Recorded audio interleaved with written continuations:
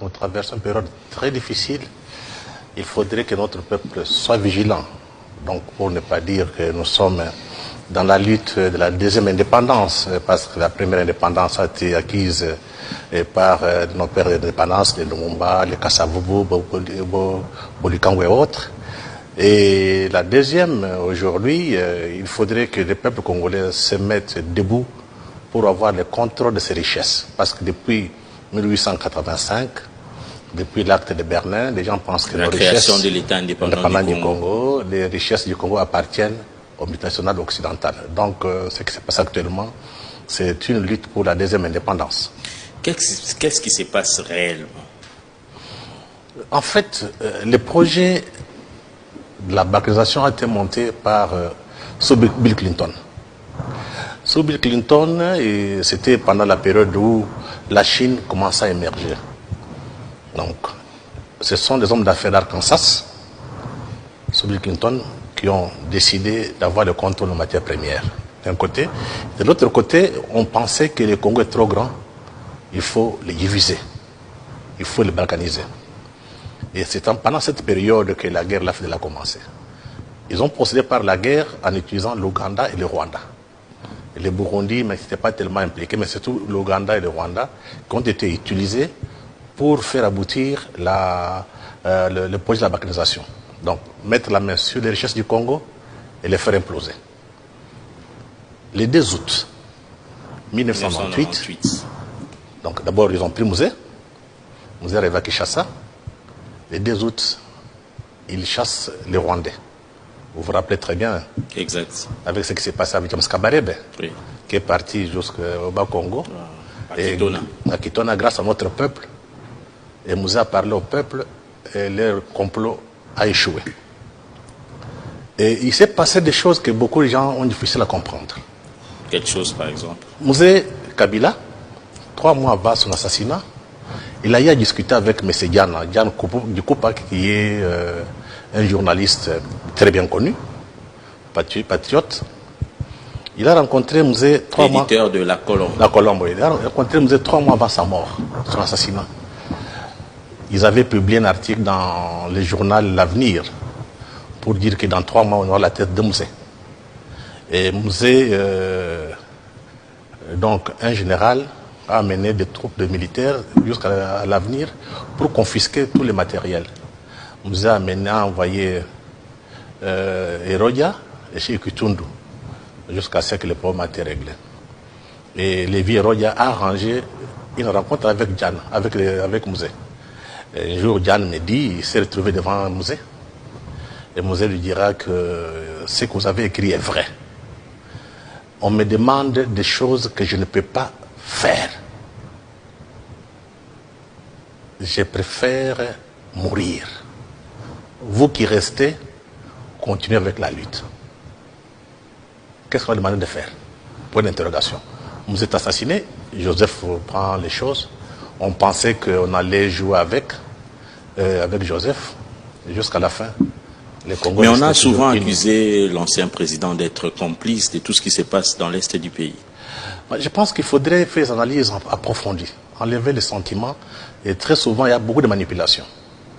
Moi, j'ai toujours posé la question, que gagnerait Joseph Kabila aujourd'hui si le Congo implosait? Il a un grand pays, un beau pays comme celui-ci, il va le faire imploser pour être président où? Ça, c'est logique. Il faut se poser telle question. Donc, il y a toute une manipulation, ce qu'on appelle une diabolisation. Et quand vous prenez le discours du président Kabila, depuis 2010, il ne parle que de la balkanisation. Mais s'il était complice, pourquoi il en parle? En fait, c'est que beaucoup ne comprennent pas. Le Congo, par rapport à son statut, à sa nature, sa création, ça a été créé comme une entreprise, comme une société, une multinationale.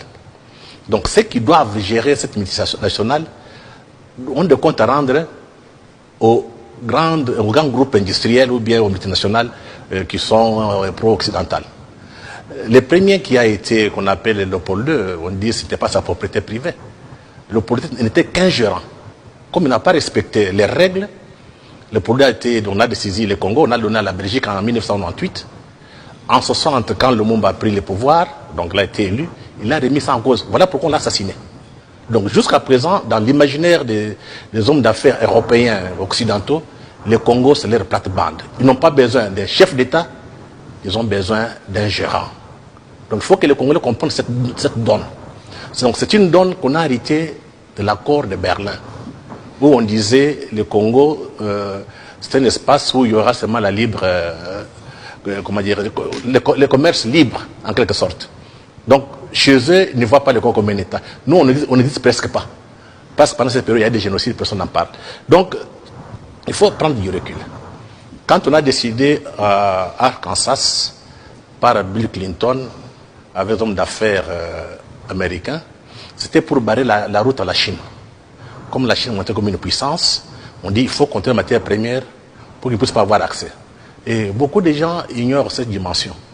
Le Congo détient 104% du cobalt. Donc le cobalt, c'est une matière stratégique.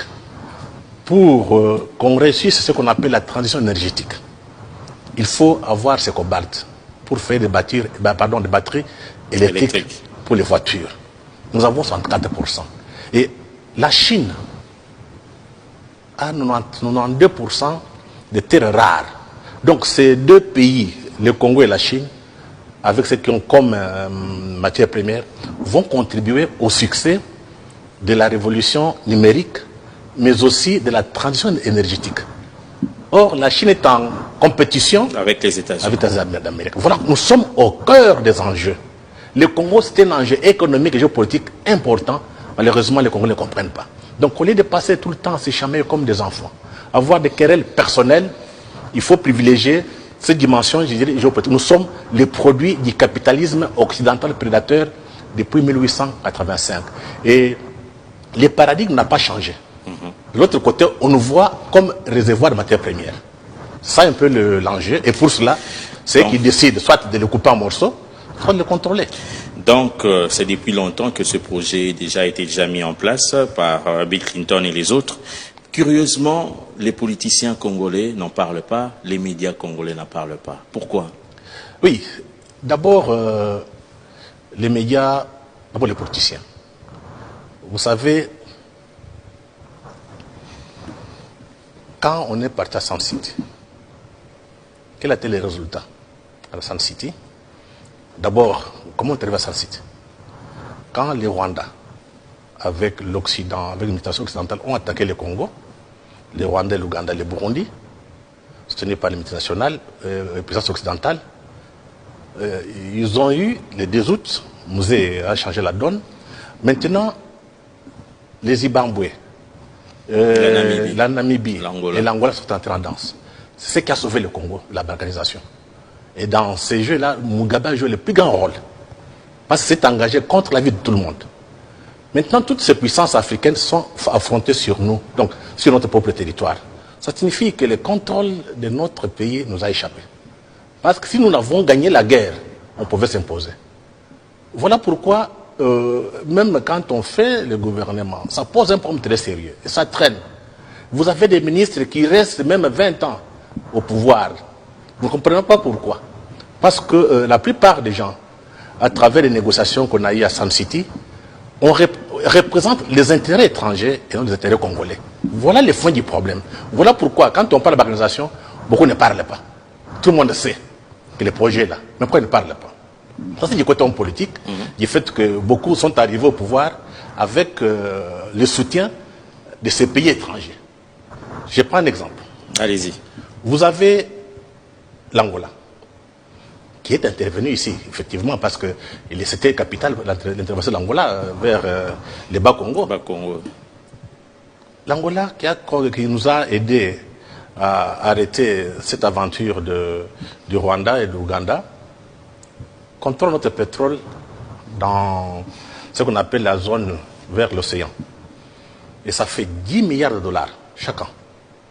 Qui échappe à la République démocratique du Congo. Qui est exploité là-bas, que les Congolais ne gagnent pas. Et quand on essaie de demander, ils menacent même, on va changer de régime à Kinshasa. Vous avez, dans le lac Albert, vous avez notre pétrole, que l'Ouganda exploite. Le Congo ne gagne rien.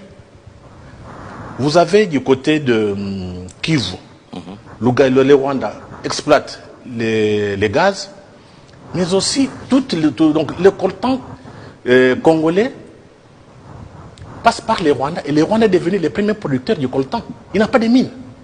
Et actuellement, au Rwanda, on a installé des usines pour le raffinage du coltan, mais aussi des raffinages de l'or.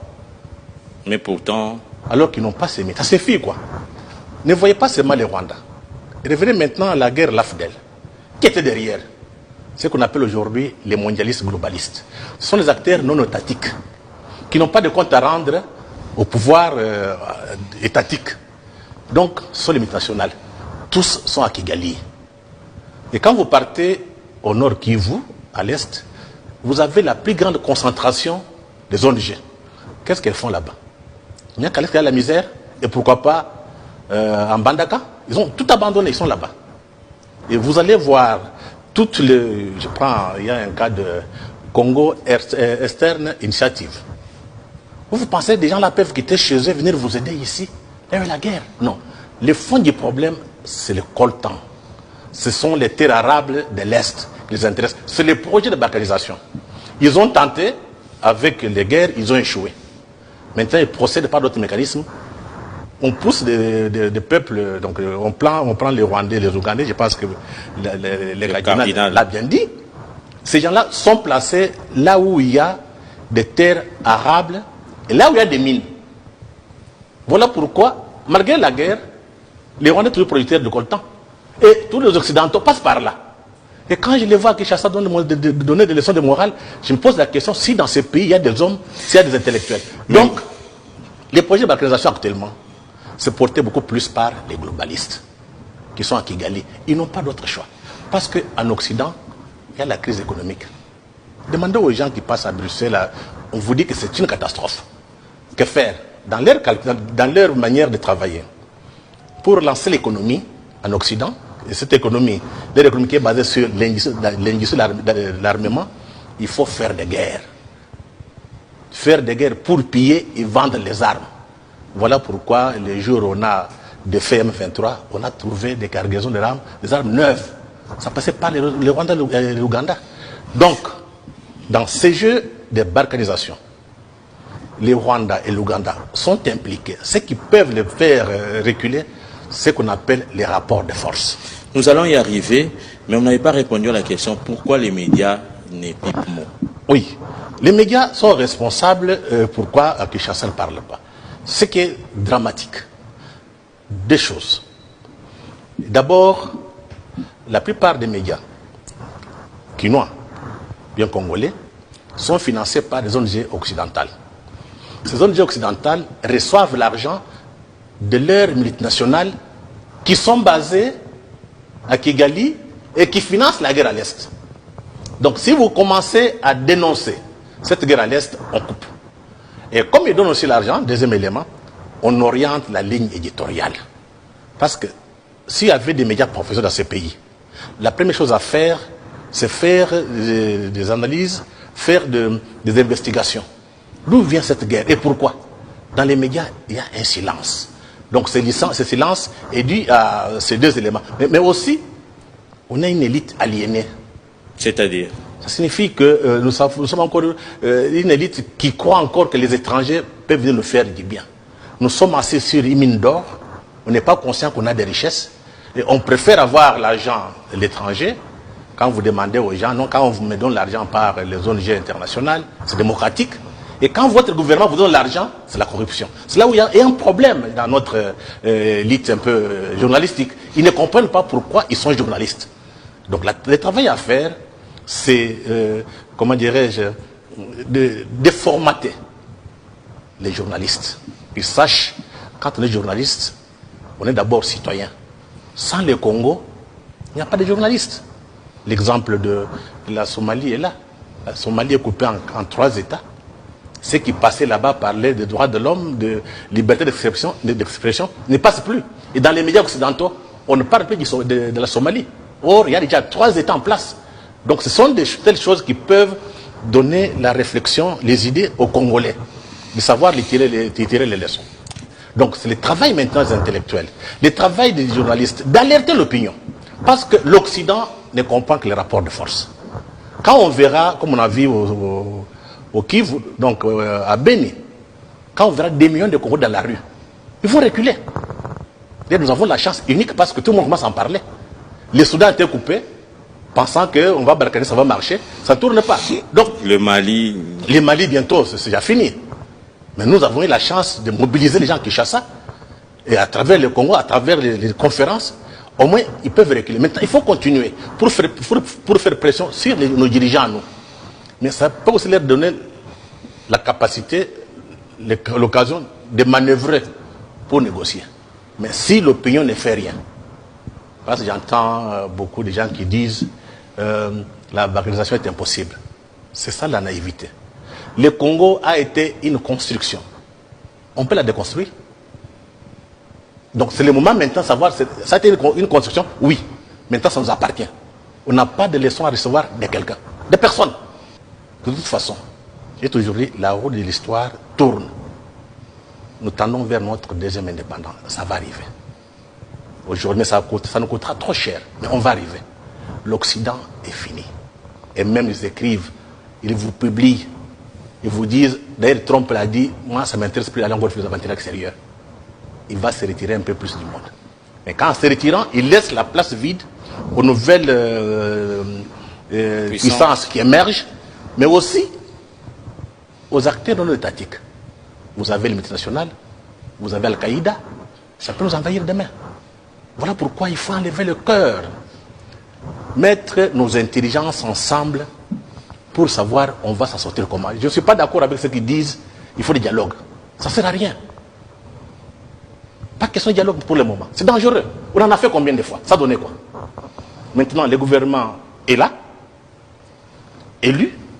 Notre gouvernement qui ne dépend pas de personne, qui doit faire le travail pour notre peuple. Et je rappelle aux gens deux idées fortes et des personnes. Vous avez Mosé Kabila. Il vous dit, ne jamais trahir le Congo. Il est mort au pouvoir pour ce pays. Vous avez Etienne Tshisekedi. Il vous dit, le peuple d'abord. Il est mort sans accéder au pouvoir. Aujourd'hui, vous avez la chance d'avoir le fils de Kabila, qui est vivant.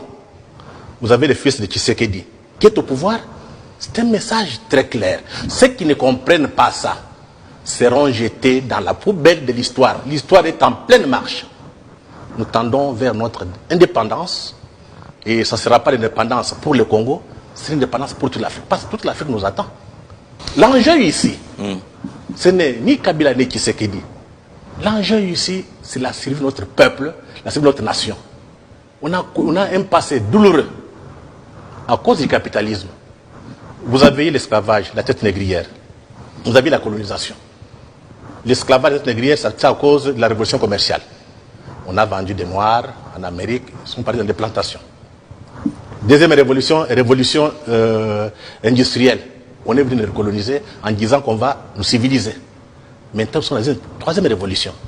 La révolution du numérique. Quel est notre sort? Voilà les débats. Ce n'est pas un débat individuel. Le débat, c'est celui-là. Quel sera le Congo en 2030? Qu'est-ce qu'on va léguer à nos enfants? C'est depuis 1999 que la MONUSCO, jadis MONUC, est en République démocratique du Congo. Mais est-ce qu'elle aussi a un rôle à jouer par rapport à tout ce qui s'est passé ici? Vous savez, la MONUSCO a fait plus de 20 ans. Quel est son bilan?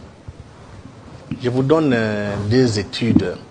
La première est faite par une dame, une Française, Auxerre, Séverine, sur l'implication, sur la MONUC en RDC. C'est un travail qui a été une thèse, mais qui a été publié sous forme d'un livre à Cambridge. Il y a un institut de relations internationales à Cambridge.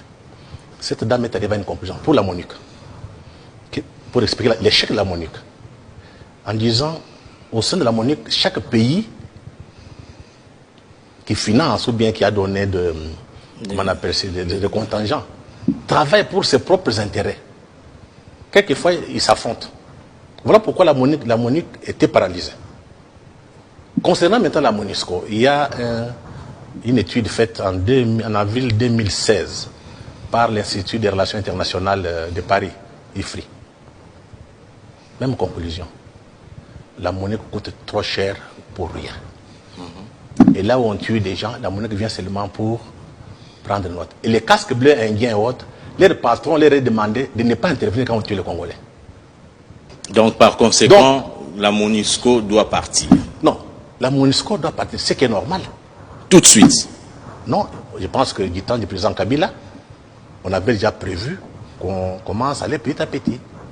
Il faut redéfinir d'abord sa mission et préparer son départ. Il faut faire attention avec la MONUC ou bien avec l'ONU. L'ONU réussit sur des plans. Je prends d'abord, il part, il quitte un pays, derrière il laisse un coup d'État. Ce qui s'est passé avec nous en 1965, quand Mobutu a fait un coup d'État. Quand on a organisé l'armée, l'ONU s'est retiré, Mobutu a fait un coup d'État. Vous avez, l'ONU se retire, donc réussit, là où il y a la balkanisation. Ce qui s'est passé à Yougoslavie. Pour résoudre une crise, on a fait imploser l'Yougoslavie. Ça s'est passé au Sud-Soudan. Donc méfiez-vous des Nations Unies. Les Nations Unies ne font plus partie de peuples. Ce ne sont pas des peuples qui contrôlent les Nations Unies. Les Nations Unies est dans les mains des multinationales actuellement. Donc qu'on fasse attention. On peut laisser les politiques faire des déclarations, mais les intellectuels, les journalistes doivent montrer la vérité à notre peuple. C'est à nous de défendre notre pays. Si nous voulons être indépendants, ce n'est pas grâce à l'ONU. Donc ça, c'est capital. Par contre, l'ONU peut s'arranger pour que la balkanisation réussisse. Imaginez-vous, ils étaient ici, après 2010, tout le monde s'est concentré dans l'Est. Dans l'Est, avec 20 000 personnes. Malgré tout ça, on tuait les Congolais.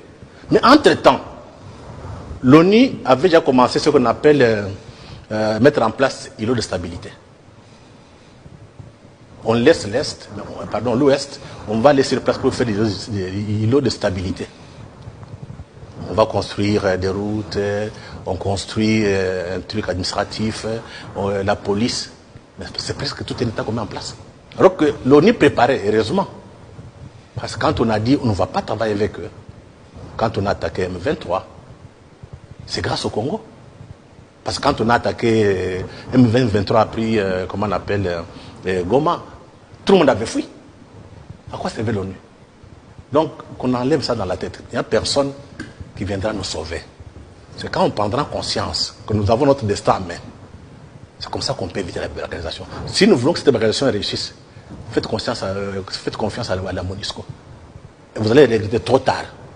Le pays dans l'Angola avait compris. C'est le jour où on a chassé l'ONU de l'Angola qu'on a interdit Savimbi. Maintenant, ils sont en paix. J'étais au Cameroun. Un conflit sérieux. Des populations déplacées. Les Nations Unies voulaient venir, les Camerounais ont dit niet. Jusqu'à aujourd'hui, ils s'occupent de leur propre peuple. Voilà les leçons que les Congolais doivent tirer. Il faut se mettre du bon côté de l'histoire et prendre rendez-vous avec l'histoire. Ce qui se passe ici d'ici 2030. On viendra écrire. Hein. Mais il y a ceux qui vont entrer dans l'histoire et ceux qu'on va jeter dans la poubelle. Donc, aux hommes politiques, aux intellectuels dans notre peuple, c'est prendre en charge. La vie est faite ainsi, qu'on laisse ce pays uni pour que notre peuple, nos enfants, trouvent quand même un État viable qui va servir à la construction des États-Unis d'Afrique. Donc, les petits conflits avec des États négriers, comme vous avez les Rwandais et autres, là, ça va bientôt s'arrêter. J'ai toujours pris l'exemple de Mobutu. Mobutu a servi l'Amérique contre l'Angola. Imaginez-vous, du temps de Mobutu, combien faisait les affaires avec l'Angola? Beaucoup de Congolais ici, ministres, militaires. Et Banalunda. Banalunda. Et après, quand Mobutu a terminé, on est venu lui dire, monsieur Mobutu, ton cadavre sera tiré dans la... Il faut que tu partes. Si tu ne le fais pas, ton cadavre sera tiré dans la rue. Donc, C'est une leçon que tout Africain doit tirer pour éviter